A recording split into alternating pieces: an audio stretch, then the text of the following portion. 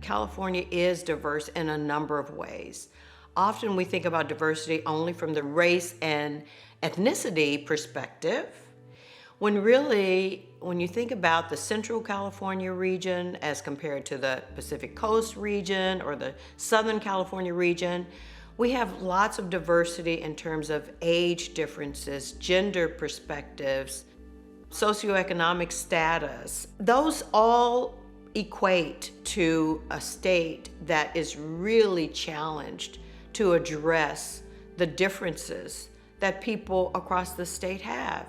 And it really challenges an organization like the Collaborative to think about what's the best way to address the unique geographic and regional needs in a state as long as and as diverse as California is.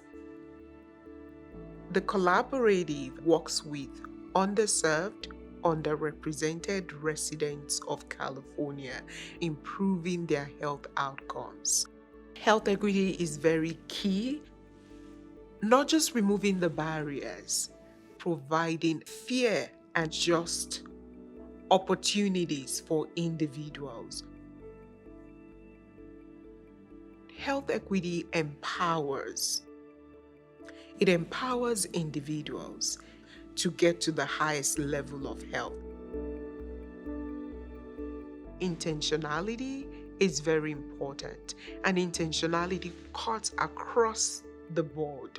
It looks at language, it looks at access, it looks at culture, it looks at tradition, it looks at representation and acceptance of people where they are, celebrating their uniqueness and not trying to box people into categories. So it is important that we're intentional.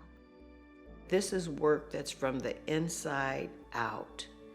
It starts with us, where there might be conflict and differences. How do we manage those conflicts? Do we allow space for different perspectives? Do we encourage people to stand in their power and voice their differences and be okay with that? Building relationships is really the key. The first step to doing any successful DEI or health equity program is building relationships. And I emphasize that because even with the best of models that you put together and all the different types of research that's been done on these topics, the reality is people don't do things just because of your credentials or because of who you work for. They do it because they trust you, because they believe you care about them. And so I focus a lot on building trusted relationships within the organization and also in the community to be able to be successful in these areas.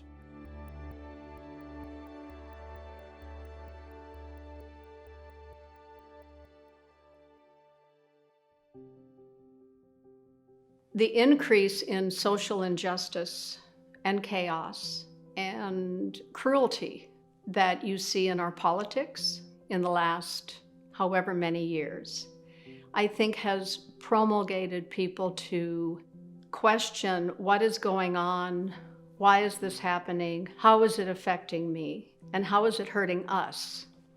And those conversations took place informally, and then they started to take place very formally. When I started my DEI journey, I was freshly out of undergrad, and I saw what was happening with our political climate back in 2020 during the Black Lives Matter movement, and I felt so compelled to be a part of an opportunity to talk about issues and how they show up in our staff, and look past just internalizing some of these feelings and really get to the core of how do we serve ourselves to better our communities and show up for them. You have to be honest and sincere about this, and it's okay to get mad. Then you have to say, okay, the past cannot be prologue.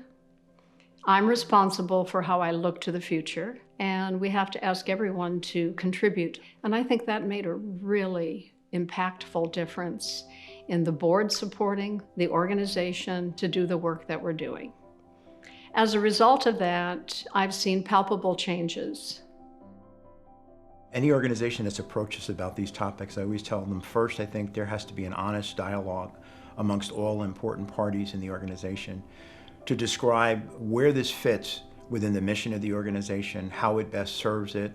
So there is no one method to do this. I think it's important that you start at a point of a dialogue, discuss how you define DEI, how you define health equity, how you define or understand the concept of organizational development in your unique situation, and then what you need to do to start a plan to be able to develop it and move it forward. The board felt deeply about underwriting and supporting our collaborative community, our employees, to make sure that they had the resources needed to take the time and to meet. And in a very practical fashion, we approved the funding of a full-time individual to take on the role of DEI manager.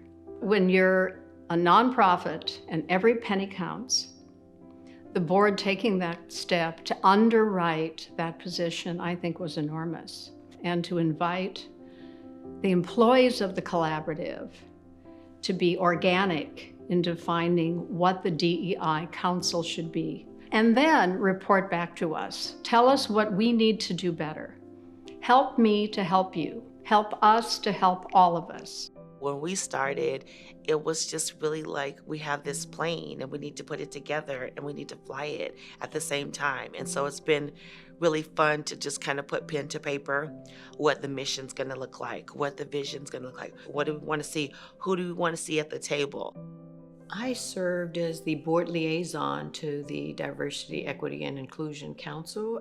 My role was largely to coach in an informal way the work that the staff were doing, and also to give them feedback on an ongoing basis about their thoughts and ideas and how those thoughts and ideas might be integrated into the culture of the organization, and encourage them along the way as they were testing out different approaches and really thinking about what's the direction we want this work to go in, and how do we actually implement this as a statewide organization throughout all the many programs and services that the California Health Collaborative provides. I could open up a manual and say, hey, this is what everybody's doing right now. We're talking about unconscious bias. We're talking about microaggressions. We're talking about intersectionality. All of those things are very, very important. But what's more important is creating a space where people can see themselves in each of those concepts, that they have the freedom to actually be a part of the process.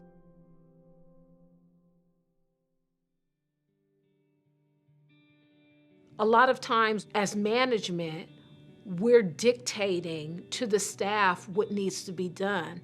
In the case of diversity, equity, and inclusion, identity is at the root of that, and culture is at the root of that. So I try to set a culture where every identity is seen and heard. The work is intentional and is purposeful. If there's no buy-in, it doesn't matter how big your program is, how many resources you throw at it, how much money you throw at it. If the people don't truly see themselves in the process, I believe you won't have a program that's successful. From the board down to the CEO, to senior directors, managers, health educators, all the way down to volunteers, the buy-in has to start from the top. You have to be committed to not just doing the work, but being the work, because you have just become a DEI ambassador and a witness to what we're trying to do or where we're attempting to do. So you have to have the buy-in. You have to be willing to get your hands dirty and really have hard conversations about what DEI could look like and what it should look like from the top down. A lot of forethought, a lot of reflection, a lot of time together, talking to each other to learn how differences manifest themselves within the organization and across individuals so that we're better prepared when we go out into the world to manage differences with our stakeholders. Some of the barriers that I've seen has been not having the full buy-in of employees or other partners. I thought that we would just tell everybody to come on, join and see what the DEI Council is doing. And it was just a little bit slower. It was something that hadn't been really done before, and it may have been a little bit uncomfortable. And who wants to have uncomfortable conversations about diversity, and if we're being really equitable, if we're really operating with inclusion mindsets? Like, who wants to really talk about that? But we have to. When we talk about DEI and health equity, we all have to be at the table. Whether I believe this is something that is going to work or not, they might have a legitimate and valid reason for not wanting to buy in.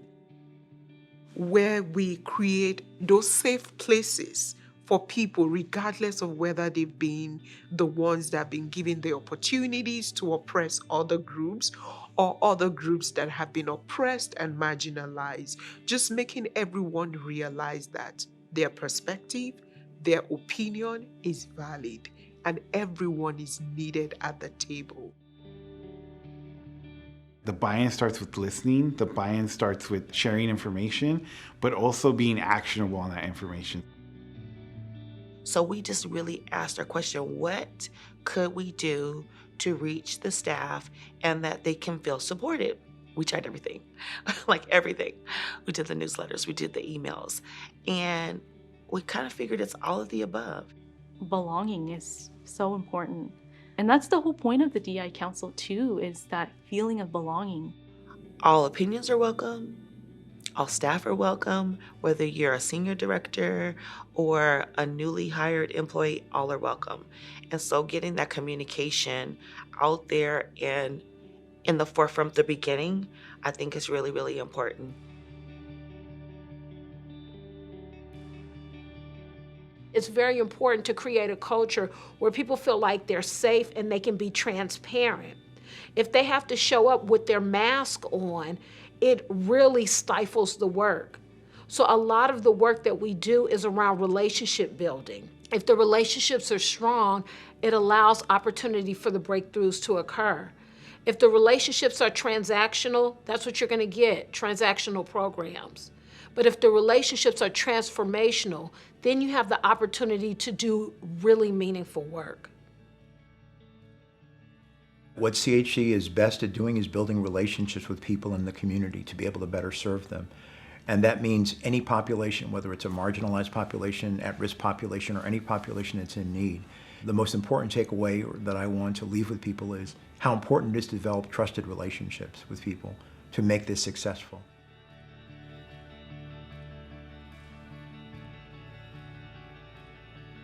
This work is hard, but if you really do the work, it's so rewarding. Because you have the opportunity to see people transform their lives. That's why we do this public health work. If you give yourself the opportunity to truly commit to this process, not only will the lives of the people around you be transformed, your life will be transformed as well.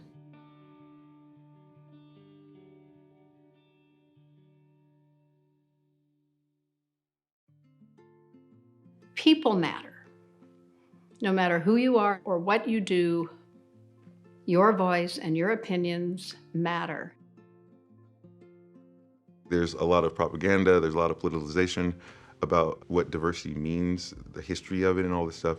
But ultimately, none of those definitions matter when you're talking to the people that are doing that work and you get to ask them questions. You get to finally eliminate any preconceived notions or biases that you may have had.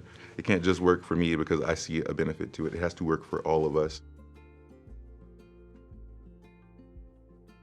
There are some common threads and needs that we all have for deep connection, respect, a desire to have consensus, and a desire to be heard. So with those perspectives, we go into a room and say, everyone here is welcome, everyone here is included. Let's talk about how we're going to create a climate where everyone feels comfortable, but not necessarily unchallenged. It brings us all together and it brings us on the same level so that we can understand and have more empathy for everyone. And that's something that we all need, because I think we can get so busy doing that we forget how to be. be curious. Be curious, be brave, be strong. You'll find where you fit in. If you're looking to begin DEI, I would encourage you to always lead with love. Looking at health equity in the lens of justice, there has to be opportunity whereby people are allowed to talk about what they have experienced in the past, because that's a path to healing, making progress, moving forward. It might be slow, the healing might be gradual, but we will get there. People need to be able to reconcile and heal. We are all very unique in the experience that we've been through. And that's what connects people, is sharing our stories. I have to emphasize the importance of trauma-informed approaches and recognizing how the environment may impact different people, their mental health, their physical health. We also have to acknowledge the presence of adverse childhood experiences. So that could look like abuse, neglect, it could look like toxic stress in the household, and how that may show up in our community members as well as our staff. And so actively practicing trauma-informed care is really shifting the perspective of what's wrong with someone to make them behave this way to what happened to someone. If we're listening to understand, then we can take the resources that we have available to us to transform the lives of other people. But if we're just listening to give an answer to a question, then we miss the whole point. It almost requires one to be introspective and really question their own sets of beliefs, their own practices, and their own intentions. You have to always be committed to growing. You have to always be committed to looking within first. And you've got to be willing to acknowledge that you're bringing your own clouded history and experience with you. And once you do that, then I think conversations can be very open and hopefully authentic. And that's everything. I do have moments where I don't see race or gender. I'm listening to the person and understanding their story. I might not understand completely, but I am understanding where they're coming from. Safety entails vulnerability, and then also accountability and creating those systems for trust and shared information. We're all in this together. Everybody's going to need support at some point. And can we create those conditions where when one of us is faltering in some way, that the rest of us will step up? The reason it's so close and near and dear to our heart is because we have experienced hardships. We've experienced trauma, toxic stress. That's why we do this kind of work. And it would be really easy for us to give more of ourselves than we have and exhaust our energies if we're not checked. So we have to be very aware of how much we have to give, but at the same time, make sure that we're filling our cups with the work that we're doing.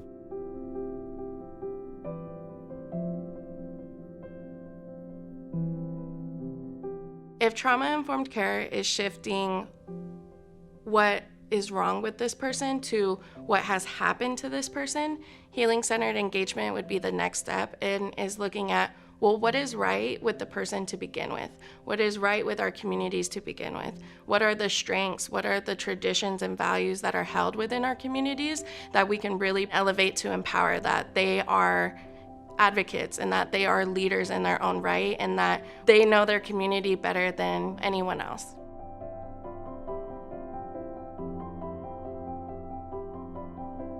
What we have found, and we largely found this through some cultural sharing activities that we've done as a Diversity, Equity, and Inclusion Council, is that when you really understand another individual's history and what they've gone through, when we get to that level of connection, we're usually able to elevate the conversation beyond the what I intended to say and what impact I had to where are we right now in this present moment as I sit across from you as a human being, and we both are here because we want to see the world be better. Where can we meet? Can we hold hands? Can we walk forward in doing this work together?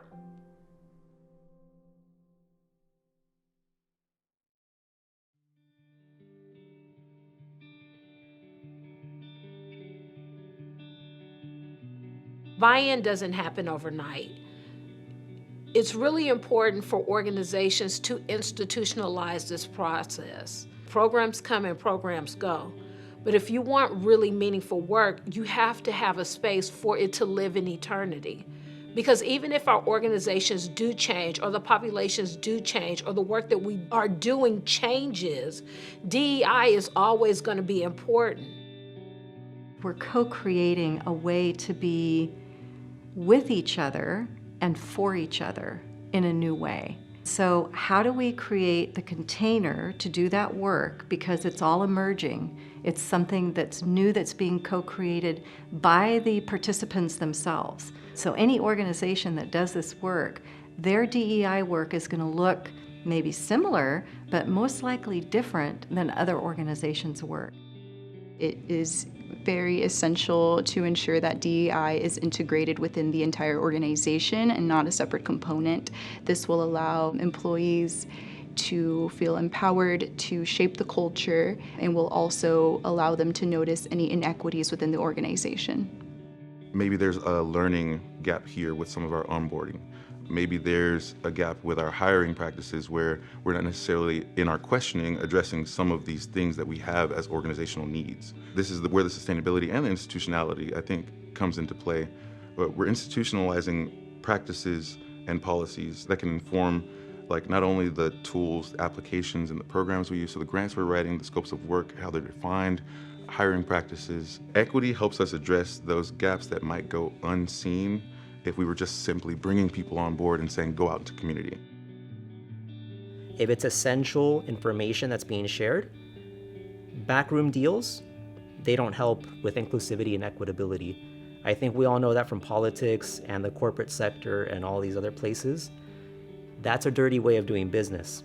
We're not trying to follow those trends. We're trying to set new standards, very high standards, and accountability is a big requirement for that. That's equitable and inclusivity all in one. In the past, there was not inclusivity involved with some of the decisions that were being made for the culture of the nonprofit. So one of the things that we looked at was, how do we create an inclusivity with either creating focus groups or educational councils where we educate ourselves on these problems, confronting those structural functional deficits that exist. Founders of the DEI Council deemed 3 committees to be important. One was the Communications Committee, which would be the part that would distribute the information. The other was the Development Committee, working to bring healing and restorative practices to our staff. And then the third is the Education Committee, and they're working to bring those pieces of understanding about diversity, equity, and inclusion, and how things have evolved over time to bring us to this point, and to also elevate the history and the amazing work of all of our different populations that we serve and that are part of the CHC community. The Education Committee is a little bit different because what they do is they ask, what would best serve you? We look at ways to support staff in ways that makes them more well-rounded to be in the communities that we serve, because it is diverse. One of our goals is to create toolkits where we can educate ourselves on cultural biases and understanding how can we get out of those biases and include ourselves within a group. It just comes down to the intent of the things that you are offering. And it's also consistency. Consistency is very important, that we don't do 1 or 2 things and then stop. And then a year later, it's one thing again. When you talk about organizational development, you're also talking about cultural change and making sure that your leaders are taking action to make sure that you feel safe as an employee. I feel great working with my colleagues within the DEI Council, and I feel those transformative relationships building. We didn't even envision that it was going to be this, but it became so much more because we had people that were willing to make a difference, look within, and to be able to serve the communities in the best way that they know how. It wasn't just the effort of any one person, it was a collective effort and continues to be a collective effort now as we move forward. And I dare say that the success of these initiatives in the future will be based upon it continuing to be a collective effort, building and growing into the future. And so you have to create space for the narratives in those differences also to grow. It seems like a lot of work, but people are more alike than they are different. And if you just allow a space for people to stand in their truth a lot of times is someone else's truth that is someone that they never even identified with. When there is true diversity and true equity and true inclusion, it's something extraordinary because you're able to bring so many people together to be focused on an issue or a wicked problem, and all these varying vantage points and life experiences matter.